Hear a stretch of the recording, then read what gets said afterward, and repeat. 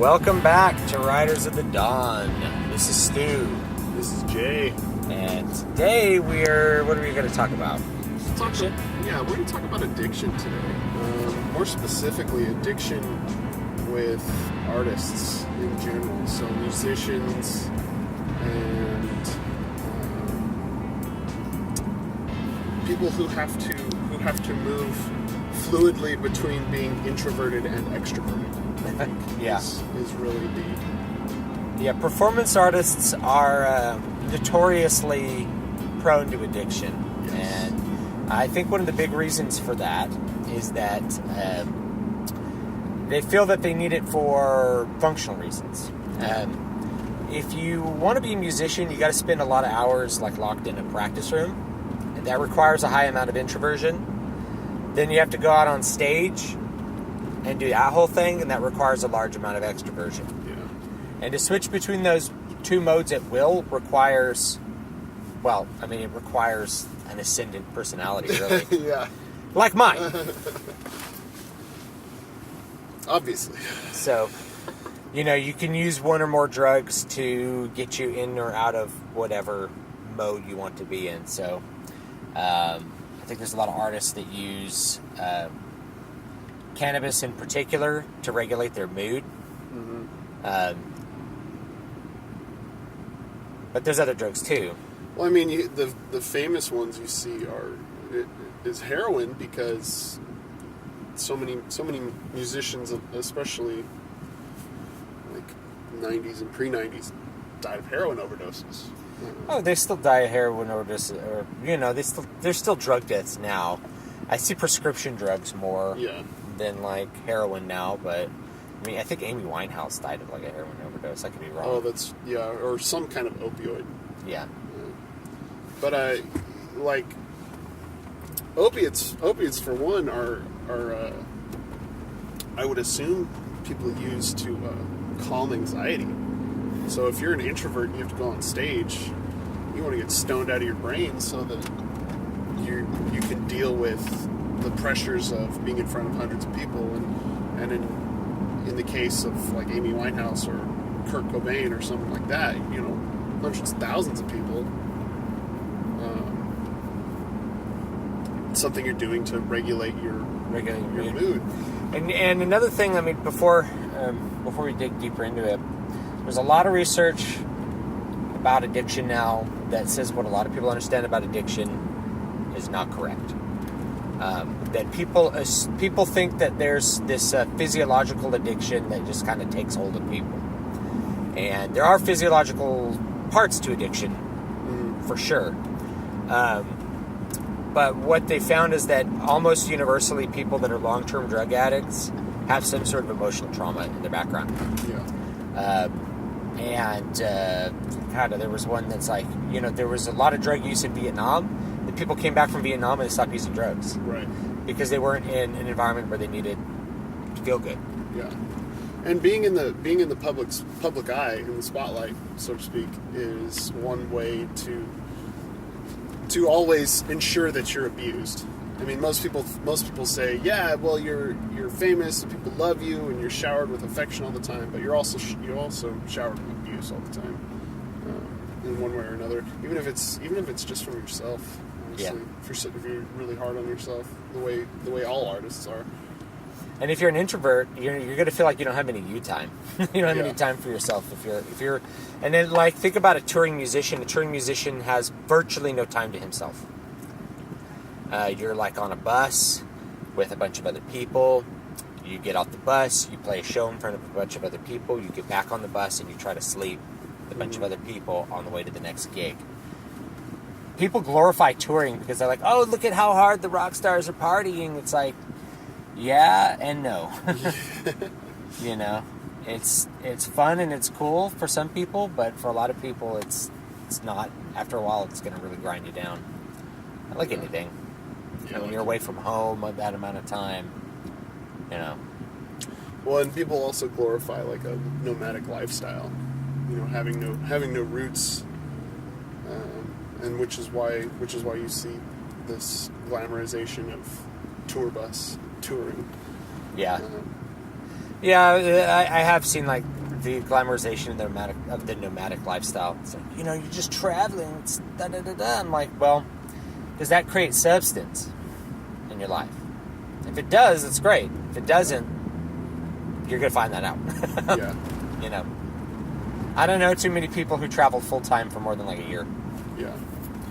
Unless they're like musicians, in which case, like there was a point where like Rush created a rule. The band Rush created a rule where like they could only spend 1 week on the road at a time. So their tour was like 1 week on, 1 week off for a long time. That's the way it was because they had kids, they had families, they all had families, and so it was like it became really apparent. I don't remember what album, but it became very, very apparent that like they couldn't do that and maintain a marriage and maintain a household and do all the things that they needed to do in their personal lives.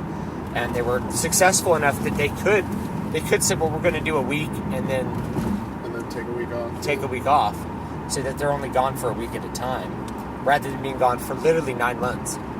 Like, I think there was one point where Metallica toured for like 2.5 years straight after the Black Album. Made a lot of money, right? But touring for 2.5 years, it takes its toll on it takes your toll on your body and your body and really your personal relationships, just in such a brutal way. You talk about growing apart. I mean, if you spend all your time with 5 other dudes or 4 other dudes, and you've got a wife and kids at home. For 2.5 years, and you're just like talking on the phone every once in a while. Like, man. Yeah, that would suck. Especially in the early 90s when there wasn't like cell phones. Yeah, you couldn't Skype. Yeah, Lars Ulrich could probably have a cell phone, but they weren't like a big thing in the 90s, So you couldn't like Skype with your wife or something like that. You'd have to like call her. I think like 3 of the 4 members of Metallica were divorced by the end of the Black Album. Oof. Like they all got divorced, which makes sense to me. But anyway, so that's. Why do musicians use drugs? I think one of the first big reasons is that they need to regulate their mood. And drugs are very effective at that, at making you feel good.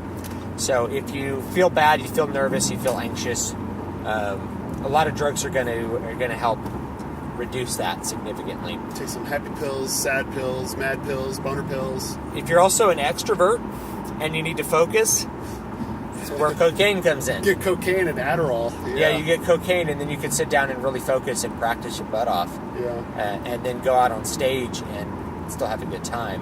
Yeah, it's why you see people mixing uppers and downers, because I'm anxious, but I need to focus. Yeah, like, oh man,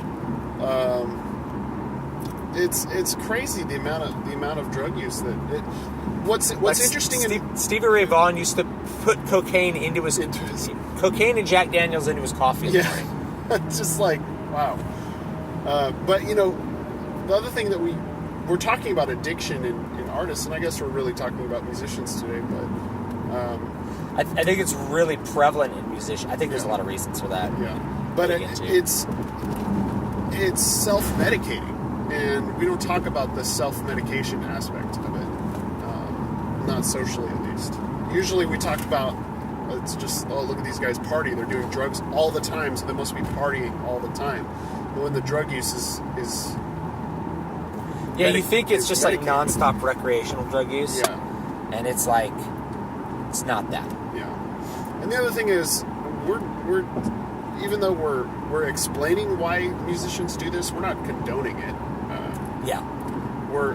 I can tell you that I experienced addiction. I'm an alcoholic. I haven't had a drink in a little over 4 years.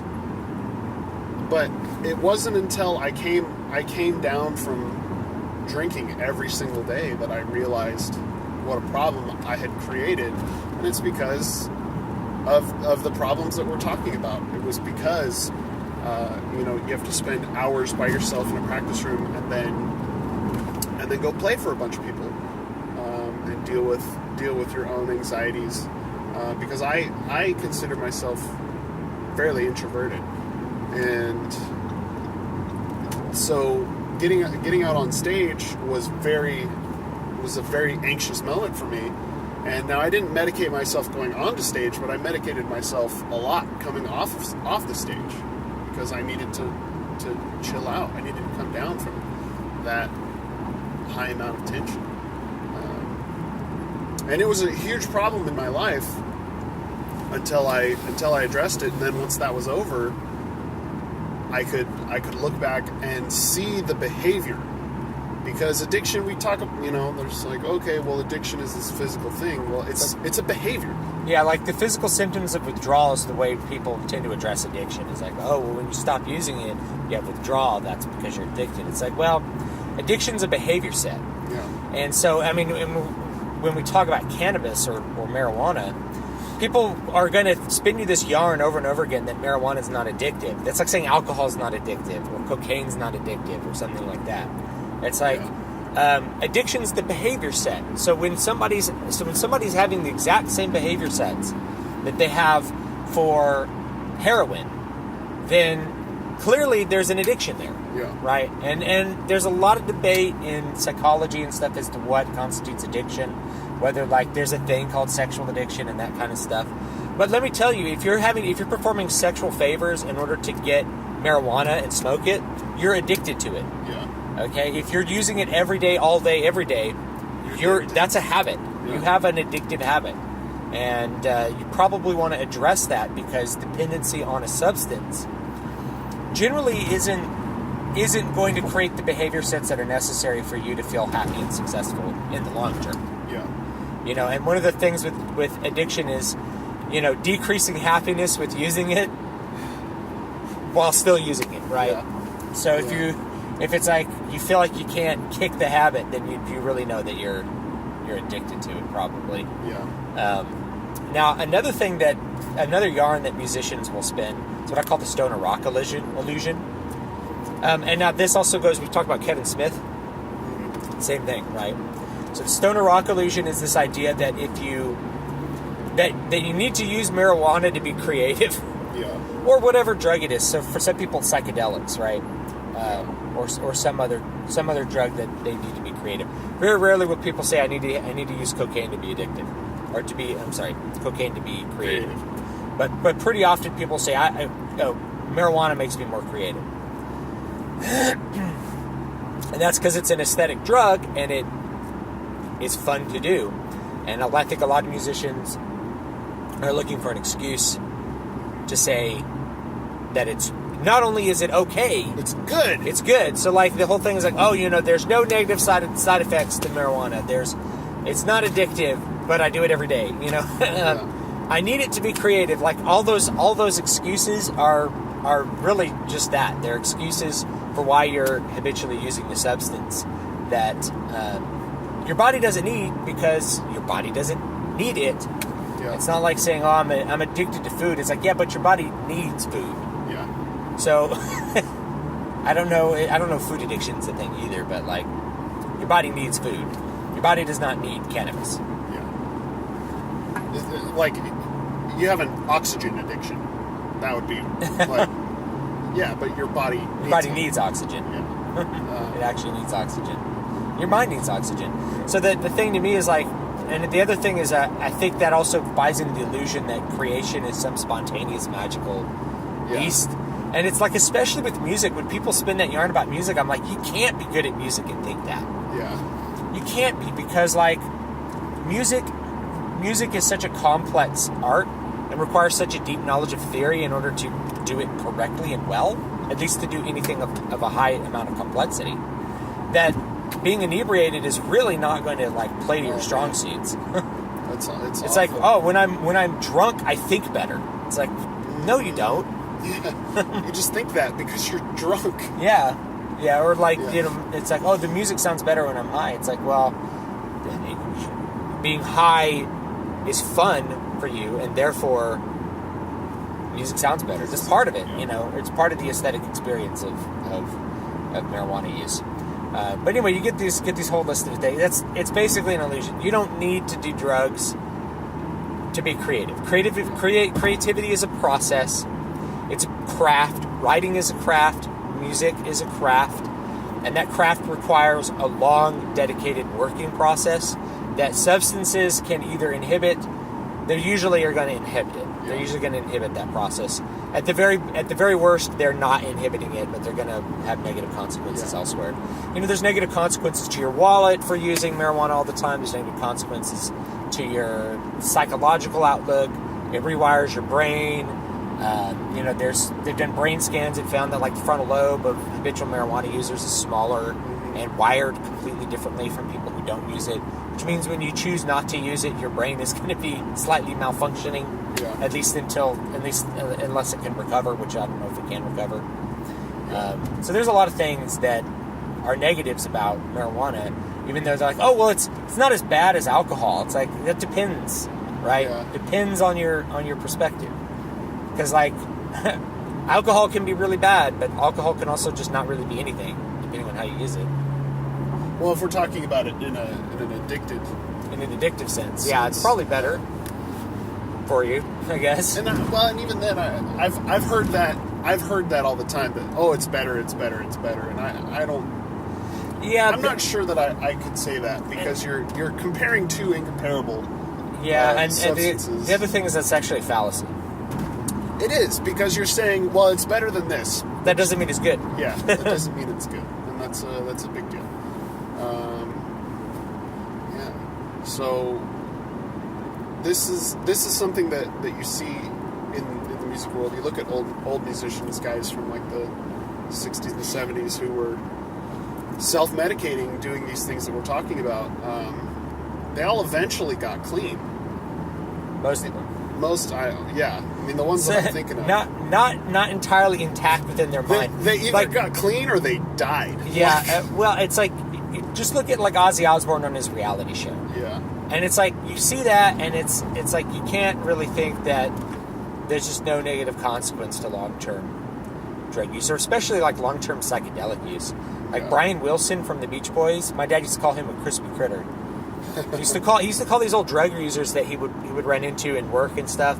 These like guys that were in their 50s that were just kind of not there anymore. Like their cognitive function was really reduced from like long-term drug use. Their memory wasn't so good anymore. He called them crispy critters.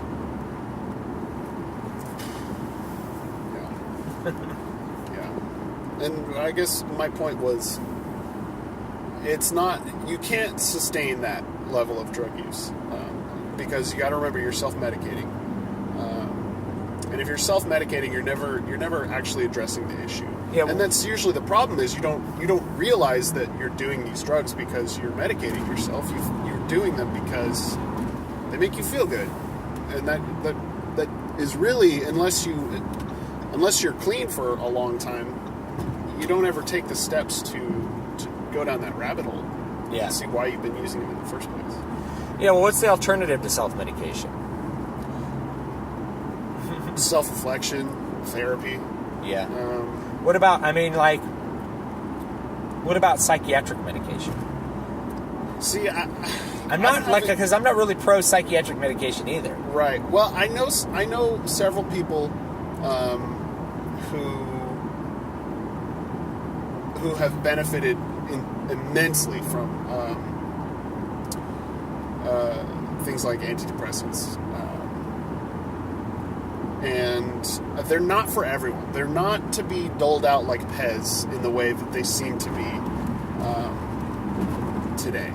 I really know, like, I probably know 50 people on antidepressants, and maybe 5 of them actually need them. And everyone else is just self-medicating. Well, there's like ADD where you medicate a child's behavior. Right, and that is, I mean, that's something that you see so many boys in schools getting thrown on freaking Adderall, man. They don't even use or Disoxin. Anymore. Yeah, Disoxin's just methamphetamine. Oh my god, that's what they use a lot. Johnny can't sit still, so we're gonna give him amphetamines to make him focus. It's like, yeah. And that's another thing too. So like, well, for some people, uppers make them more relaxed. It's like, no. Uppers don't make kids with ADD more relaxed. They make them increase their task focus. Yeah. That's the point of that is the point of making a kid take those. Now the thing is, in real life, you actually don't want infinite task focus. Yeah. Because you need to be distracted by a bump in the night that makes you go check something out and like kill the bear that's outside your wigwam or whatever, right? Yeah. So you don't actually want infinite task focus. The idea is that this person has a deficit of task focus. But you're talking about an 8-year-old boy. Yeah. How much task focus should an 8-year-old boy actually have? And then I've also seen stuff that you go down and you look at girls and boys and figure out that girls are just as off task as boys, but in different ways. Yeah. Girls stop doing their work and do something else that's not as disruptive. Boys get out of their chair and start throwing things. Yeah. So you have a different behavior set, resulting in a different. See, we're completely off topic, but it's important. Though. It is important, and we don't talk about boys getting medicated because of their behavior in school, and it's a problem. It's a problem because you get medicated. It's like there's someone's telling me, someone who's a role model, someone who's an adult that I look up to is telling me that I'm broken. Yeah. Oh, I didn't even think along those lines. I was just thinking along the lines of it's altering his mental state away from what's normal and natural because the environment we're putting him in doesn't adhere to what his normal nature is. Yeah. Putting kids in like little rows, 30 kids of the same age that's what they have in common. Yeah. They were born within the same 12-month window. 30 of them in a room in rows. Don't get out of your row for 8 hours. Yeah. Oh wait, except for this one time where you can go out and eat lunch and then play for 20 minutes. Yeah. Go home, do 3 hours of homework. We're training you to be an adult. And no wonder we do cocaine when we're adults. Yeah. Well, it's like we're training you to be an adult. It's like, how come there's so many kids that get to adulthood and can't handle it? Yeah. For supposedly, if we're filling up all their time with work to train them to be an adult that does nothing but work, how come they get to be an adult and they can't handle it? We have a serious problem with the youth not being able to transition into adulthood in America. Yeah. And also in Europe, the NEET phenomenon is a real thing in England. And what is that? Not in education or training or otherwise employed. So basically, like people that aren't going to school, aren't in technical training, and aren't gainfully employed. NEET. I'm trying to remember what the NEET actually stands for, but yeah, that's a problem in Europe too. So it's a problem in the United States. In the United States, we just give people $200,000 in loans, send them to college to get a women's studies degree, and they're like, how come no one wants to hire me? Yeah. That's the American pattern. But going back to the addiction thing,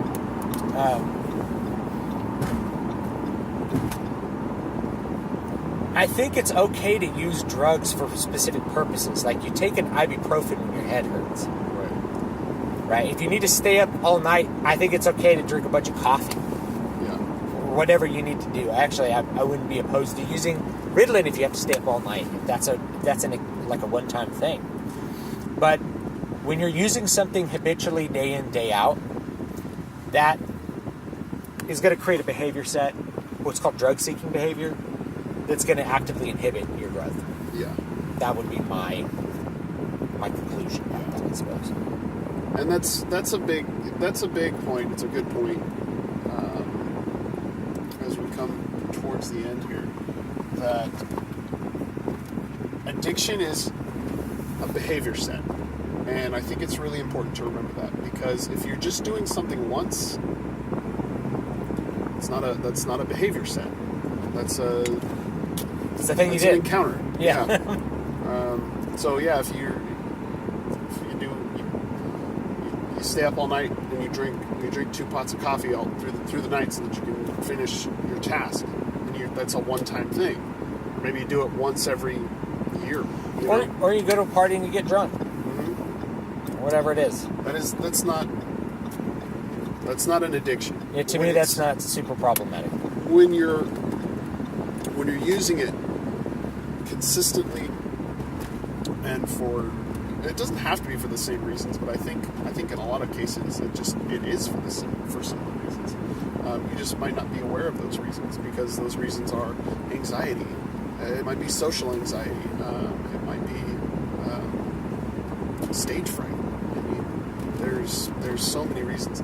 Now, I have heard of writers addicted to cocaine and Adderall. It helps your focus. Because it helps your task focus, and that's if there's one thing that writers want more of. Yeah, it's more task focused. And they won't ever tell you it makes them more creative. It just improves their output. Yeah. Stephen King, he says, I don't even remember writing QJ. I just remember seeing a book on the shelf. I remember being finished with this book because I was on so much cocaine. It's like months later, I'm like, oh, I wrote this book. So yeah, it doesn't like increase your creativity, free your mind. I mean, I don't know. I guess psychedelics can give you certainly like an interesting experience that might inspire you. I'm not going to like write that off, but it's not going to help you write the book. Yeah. Writing the book requires you to sit down at a word processor and type it out. Type it out. Yeah. Letter by letter, word by word. Yeah. It's so drugs have their purpose and their place, and the issue is when it becomes a behavior pattern. And it's important to, I hope if you've never thought about these behavior patterns, we've given you something to think about. Or if you're listening to this and you're like, man, these guys don't know weed, man. 420 smoke every day, and you get pissed off. Like, well, I hear your frustration. Maybe you need to think about it. Think about it. Get back to us. Because think about the hostility. Yeah, if you're mad about something we're saying, it's probably because it's saying something to you that you don't want to hear. Yeah, stop coming up with all the excuses for why it's cool for you to have an addictive behavior. Do you have any more you want to add to that? Nope, that's pretty much it. Thanks for joining us on this edition of Riders of the Dawn, back from a long break, which we do appreciate you joining us. So you can find me at davidvstewart.com, dbspress.com. You can find me at matthewjwellman.com. And we will see you next time. Bye, guys.